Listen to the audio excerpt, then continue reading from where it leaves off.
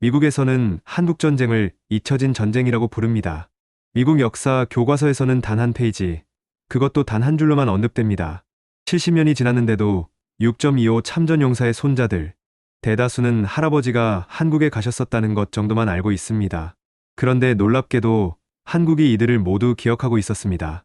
그리고 찾아갔습니다. 그리고 안아주었습니다.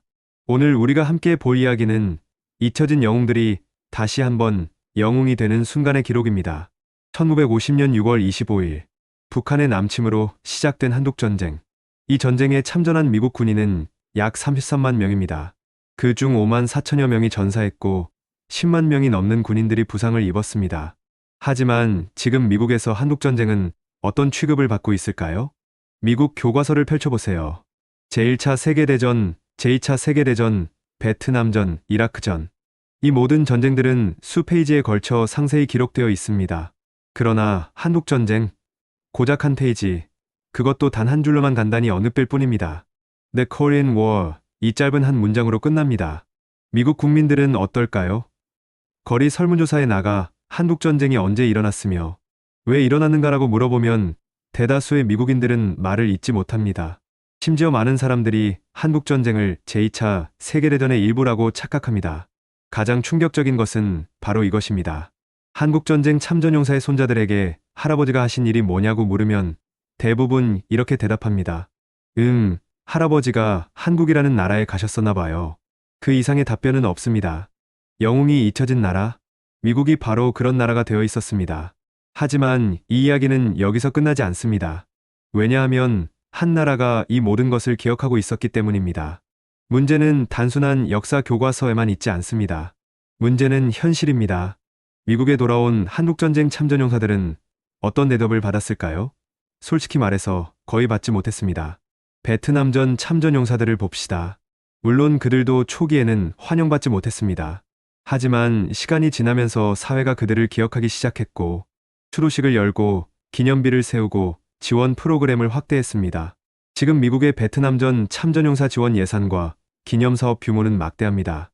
그런데 한국전쟁 참전용사들은 비교할 수 없을 정도로 낮은 지원과 관심을 받아왔습니다.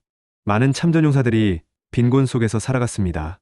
PTSD로 수십 년을 고통받으면서도 그들은 미친 사람이라는 취급을 받았습니다. 왜냐하면 그 당시 미국 사회는 정신건강에 대해 이해하지 못했기 때문입니다. 그리고 더 나아가 한국전쟁 자체가 명확한 승리도 전리품도 없는 전쟁으로 여겨졌기 때문입니다. 우리는 한국전쟁을 휴전이라고 부릅니다. 아직도 끝나지 않은 전쟁이라는 뜻입니다. 미국은 이것을 받아들이기가 힘들었습니다. 명확한 승리가 없는 전쟁에서 죽고 다친 군인들을 어떻게 영웅이라고 부를 수 있겠는가? 이것이 미국 사회의 심리였습니다. 한 참전용사가 인터뷰에서 이렇게 말했습니다. 우리는 영웅이 아니었습니다. 우리는 그냥 잊혀진 사람들일 뿐입니다. 미국에 돌아와서도 의족을 차고 휠체어를 타고 거리를 다녀도 아무도 우리를 쳐다보지 않았습니다. 이것이 바로 미국이 그들에게 한 일이었습니다. 전쟁의 참상으로 몸과 마음이 상한 이들을 다시 한번 상처를 주었습니다.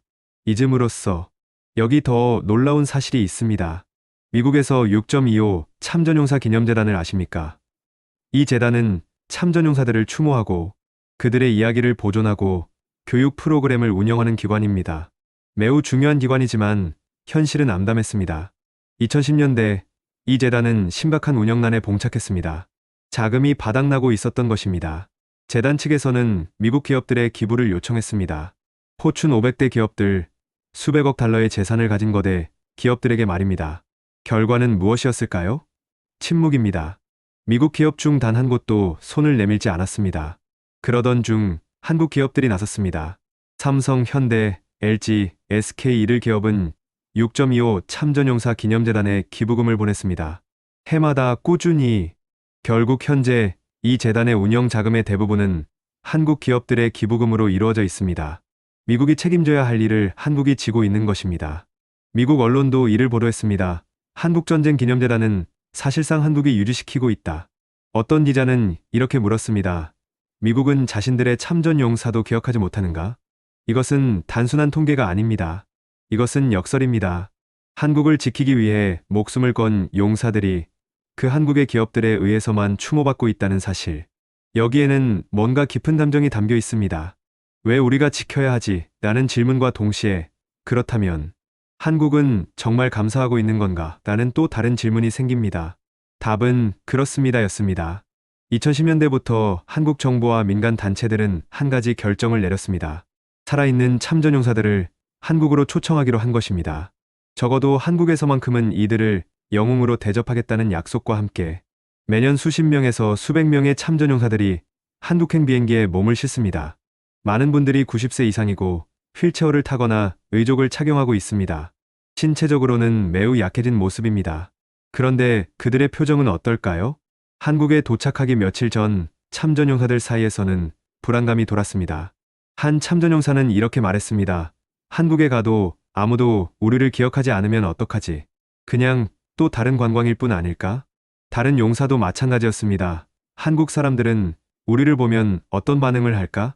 혹시 폐를 끼치는 건 아닐까? 70년이 지난 지금 그들은 다시 잊혀질 것에 대한 두려움을 품고 한국 땅을 밟으려 하고 있었습니다. 하지만 공항에 내리는 순간 모든 예상이 뒤바뀝니다. 그 순간은 참전용사들의 인생에서 다시는 오지 않을 순간이 되었습니다. 공항, 입국장. 그곳에는 수백, 수천 명의 한국인들이 모여 있었습니다. 기다리고 있었던 것입니다. 웰컴 코리안 워, 베어턴스 이렇게 적힌 현수막들이 입국장을 가득 채우고 있었습니다. 참전용사들이 하나씩 입국장에 나타날 때마다 모인 사람들은 일제히 박수를 칩니다. 손을 흔듭니다. 눈물을 흘립니다. 아이들도 있습니다. 학교에서 온 어린 학생들이 Thank you Veterans"하고 적힌 현수막을 들고 손을 흔듭니다. 어린 아이들은 왜 손을 흔들까요? 그들의 할아버지, 할머니 세대가 이들을 영웅이라고 가르쳤기 때문입니다. 한국 교실에서는 한국전쟁 참전용사들이 영웅으로 기억되고 있었습니다. 그 순간 한 참전용사가 입국장 바닥에 툭 주저앉습니다.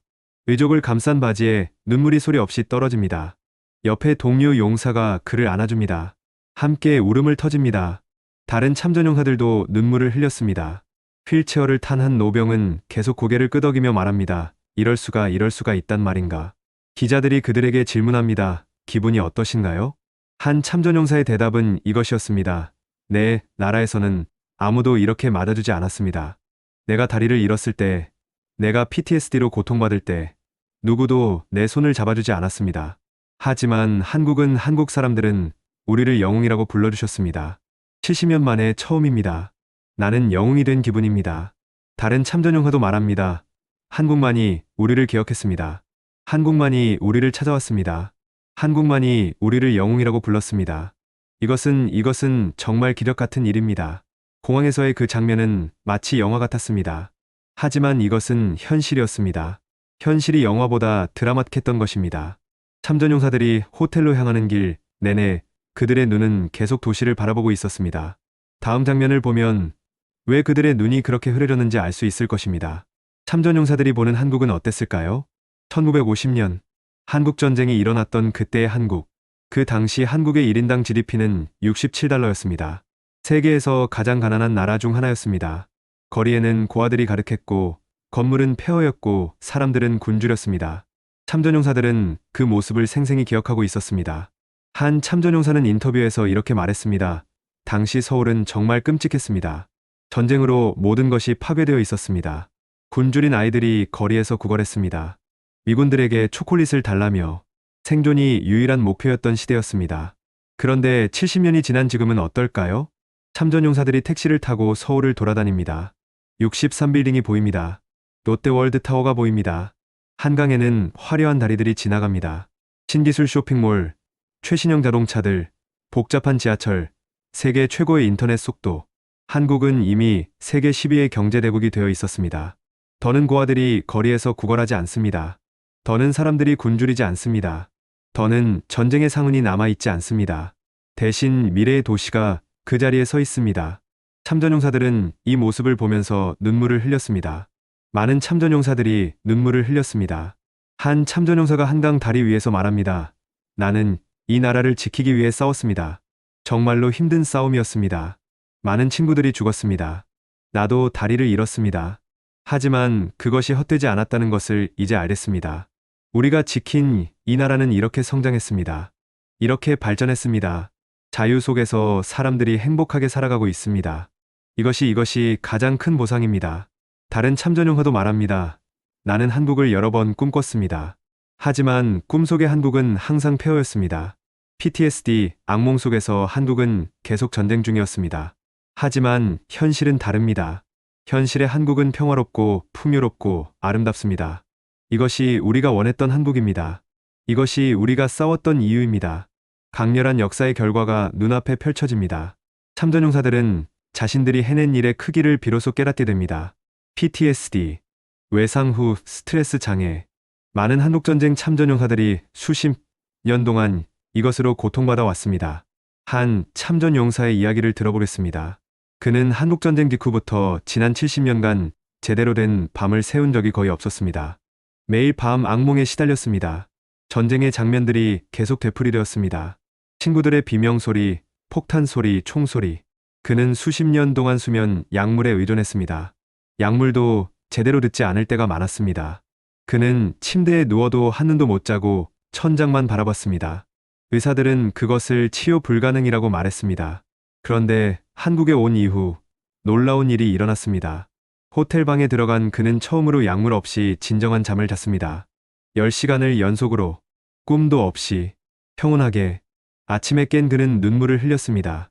호텔 직원이 그를 찾아가 물었습니다. 괜찮으신가요? 문제가 있으신가요? 그는 대답했습니다. 아니요. 처음입니다. 수십 년 만에 처음입니다. 나는 평온한 밤을 보냈습니다. 왜였을까요? 이유는 단순했습니다. 비로소 내 희생이 헛되지 않았다는 것을 느꼈기 때문입니다. 한국에서 그는 영웅이었습니다. 한국의 모든 것이 그렇게 말해주었습니다. 공항의 박수, 길거리의 인사, 아이들의 감사 인사, 그리고 가장 중요한 것은 시민들의 개인적인 만남이었습니다. 한국 시민들은 그에게 편지를 썼습니다. 손글씨로. 직접, 감사합니다. 할아버지께서 한국을 지켜주셨기에 우리가 오늘 이렇게 자유롭게 살고 있습니다. 정말 감사합니다. 한국의 할머니는 그를 안아주었습니다. 오랫동안 안아주었습니다. 말은 없었습니다. 하지만 그 포옹에는 70년의 감사가 담겨 있었습니다. 아이들은 사진을 찍어달라고 했습니다. 참전 용사와 함께한 사진을 간직하고 싶었습니다.